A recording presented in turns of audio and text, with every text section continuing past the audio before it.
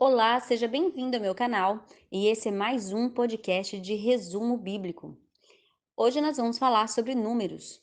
O título em português, Números, da tradução grega Septuaginta e da latina Vulgata, está relacionada à contagem, que são o foco principal dos capítulos 1, 4 e 26. Essa foi uma contagem que Moisés fez com relação ao povo para descobrir quem eram os chefes de famílias e quantas pessoas existiam em cada tribo. É uma espécie de censo, né? O título hebraico ele vem da quinta palavra do texto hebraico, que é no deserto. Este livro relata a história de Israel durante quase 39 anos de peregrinação no deserto. Por isso que este livro é tão extenso, né? Você vai perceber muitas histórias, muitos detalhes.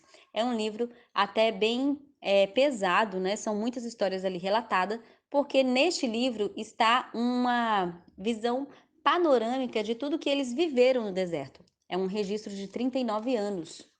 Outro título sugerido pela tradução hebraica está na primeira palavra do texto, que é "E ele falou", enfatizando que este livro foi ditado por Deus para Israel. Nos capítulos 33 e 36, a atribuição de sua autoria é para a pessoa de Moisés, que na verdade escreveu esse livro no último ano de sua vida. O acontecimento dos capítulos 20 ao capítulo 36 contam a trajetória do último ano no deserto.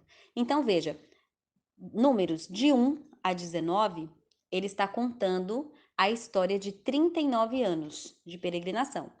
Números 20 a 36 conta a trajetória do último ano que eles viveram no deserto.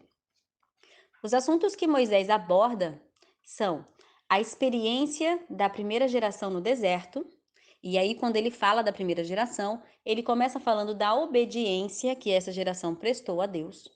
Depois, a organização do povo em volta do tabernáculo, a orientação a Israel em relação ao tabernáculo do Senhor. Depois que ele fala da obediência, ele também precisa citar a desobediência, que na verdade foi o que mais marcou a história de Israel no deserto, né? Pelo menos baseando-se na primeira geração. A desobediência do povo estava muito ligada à murmuração. Eu gosto muito da definição do pastor Douglas Gonçalves, quando ele fala que a murmuração é uma oração demoníaca, é uma oração invertida, né? A murmuração é a reclamação. A rebelião de Israel e seus líderes em Cádiz e suas consequências é também um tópico deste livro. Moisés está falando também sobre isso. A rebelião de Moisés e Arão e as suas consequências. Lembra quando Deus fala para Moisés falar a rocha e ele vai e bate na rocha, né? E as consequências disso é que nem Arão nem Moisés entrou na terra prometida. Arão é levado para o monte, neste monte ele morre e o sacerdócio é passado para seu filho. Já Moisés, às portas da terra prometida, também sobe ao monte para morrer e não entra. Essa foi a consequência dessa desobediência. Este livro também vai falar sobre Israel murmura mais uma vez. Quando Israel murmurava, Deus trazia consequências severas para Israel, mas isso não fazia com que ele parasse de murmurar. Então, neste período, né, enquanto números acontecem, enquanto a trajetória de 39 anos acontece, Moisés vai registrando o que aconteceu, as rebeliões e as murmurações que o povo fazia vez após vez.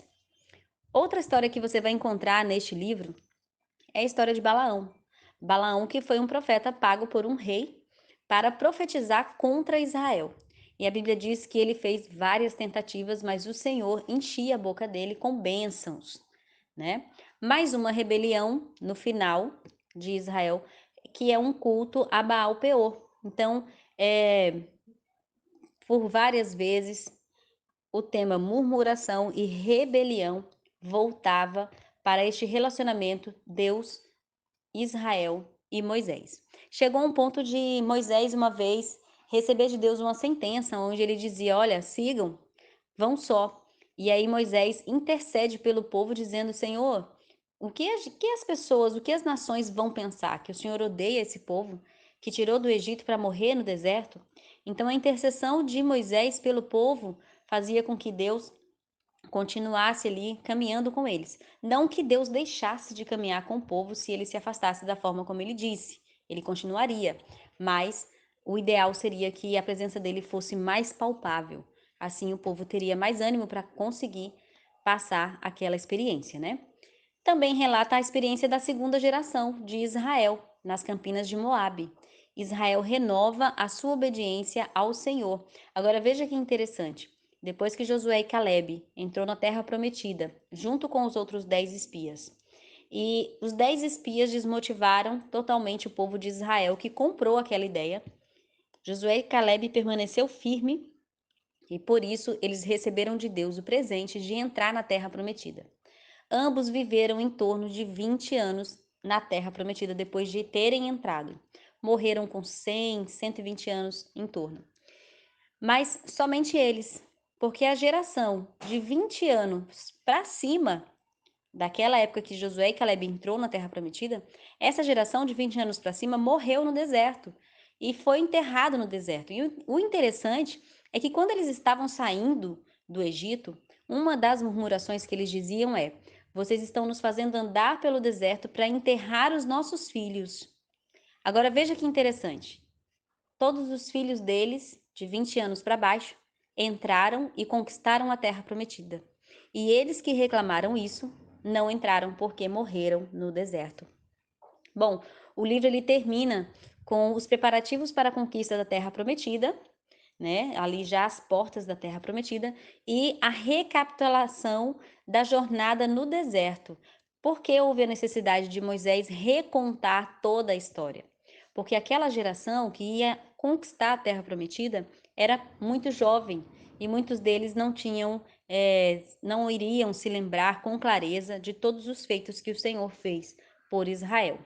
E por fim, a antecipação da conquista da terra prometida. Bom, se você ficou comigo até aqui, eu tenho certeza que esse conteúdo é relevante para você. Então, eu convido você a se inscrever no meu canal, a ativar o sininho para que você receba as notificações, aperta no joinha, deixa o seu comentário, convida as pessoas para fazer parte dessa família.